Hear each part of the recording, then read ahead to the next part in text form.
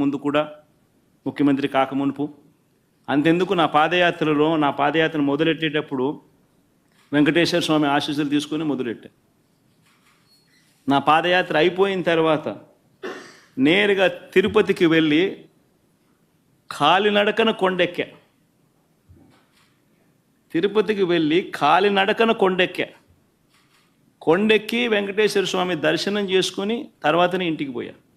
నా పాదయాత్ర అయిపోయిన తర్వాత నా 3648 కిలోమీటర్లు నా పాదయాత్ర అయిపోయిన తర్వాత. ఇవన్నీ తెలియవా రాష్ట్ర ప్రజలకు? మన అప్పుడు చంద్రబాబు నాయుడు గారు ప్రభుత్వమే కదా అప్పుడు ఉండింది. అప్పుడు నేను ప్రతిపక్ష నాయకుడినే కదా అప్పుడు. మన ఆయన కళ్ళ ముందరనే కదా వెళ్ళింది, తిరుపతి కొండెక్కింది 2 సార్లు.